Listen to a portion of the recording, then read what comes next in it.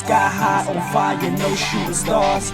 Out of this world, headed down to Mars. The name Vice just to let them know who we are. Who we are.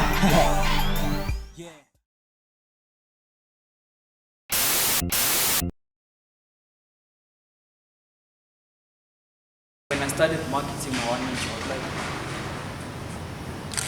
people are now used to my one-man show. Understand? They know that on Christmas Day we go home, we have a whole family thing, but after family lunch we've got nothing to do but Shimza's event. So now they know that every year they go to my event after Christmas, after Christmas lunch. Then I was like, okay, sharp. Is it advisable for me to have a long list line up while people already are accustomed to what I'm doing? Am I still selling the same brand that they didn't know 5 years ago? No. They used to this brand. Some of them have been to one-man show from the first one till today. Some of them have been there from the fourth to the sixth one, So the brand has grown. And yes, it's about the lineup, but it's not entirely about the lineup, And I was like, you know what, I'm gonna try and take a risk and cut down a bit on the lineup and see what the response is going to be. I did the one-man show last year. I was pushing without the lineup for some time.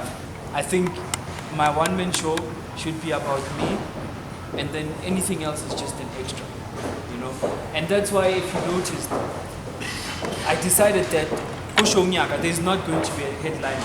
No one is a headliner for Koshonyaka. Everyone is the same. So we make sure that when people are there, they're having fun while waiting for their favorite artist to perform.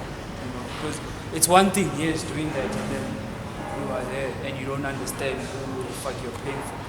I swear not. So I made sure that I had something to offer to people, And for me, that's what people should be about. It shouldn't be about you wearing fancy clothes or anything, or being the king of popping bottles. You have to have something that you're going to offer to your people, And I understood that today.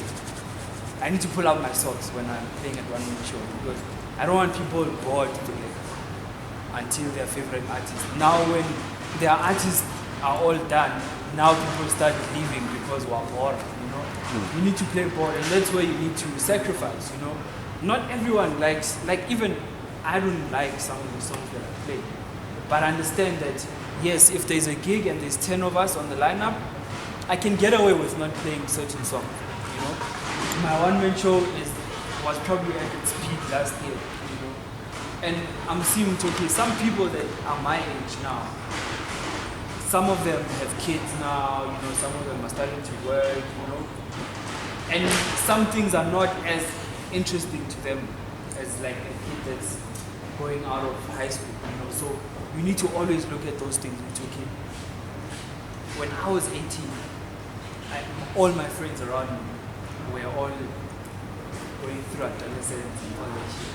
And we were all excited about going to parties and stuff. But sometimes when I'm not DJ, I don't want to be in a club or at a party, Look at those things. Like, for me, it's not about my pals and people who are older than me coming to my show in December, It's about how do I get new people into the show, so that even the ones that feel like they've been doing this for too long, when they leave, I've got fresh blood coming in, and that's always going to sustain the show. Sure. Shuttle service. Sure. At the castle shuttles. So what I'm trying to bring into the entertainment space is that everyone that wants to, like, for example, one-man show, the original one, go Tembisa. But you have people that want to go to Tembisa from Kasi. Sure. But Havana transport, for example, yes. So I want to be responsible for taking whether 10, 15, 20, 200 people from Kasi, Vice to the one-man show. Sure. But my main thing is like a recognition. Sure. No one wants to work with me. The business model should be, how do I, yes, talk to promoters to help me, but how do I get this thing to the consumer more than the promoter, because you need the consumer more than the promoter. You know, because if the consumer needs you, it has nothing to do with the promoter. You know, so you just need to speak to me like, okay, Shimza, like you always do. I'm going to do a flyer with the look and feel of your event, just so that I can get people to bring to your show. I can't say no to that because you are conveniencing the people that want to come to my show. You just make people understand, man. You know, and people who have brains and can think will see, okay, no, this guy, he's not just doing this so that he can make money. He's doing this so that he doesn't one day wake up and say, I fuck this thing, you know. And now we're gonna all now sit there with nothing to do on Christmas Day, you know. But there was a big hoo-ha, man. There was a big backlash on people, you know. And I believe in not engaging with stupid people on Facebook and stuff, you know. But at some point, you need to engage with people for stuff like that. You know, you need to put it up on your Facebook and say, hey guys, I'm doing this thing, what do you think?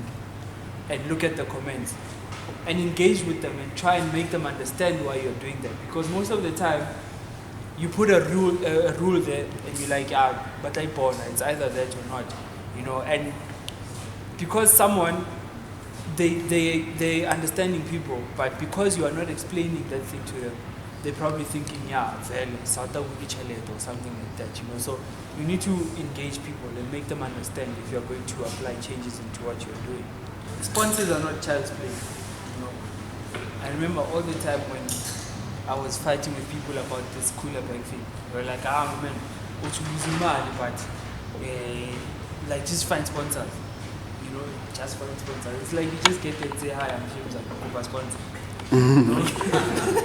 And it doesn't work like that, you know.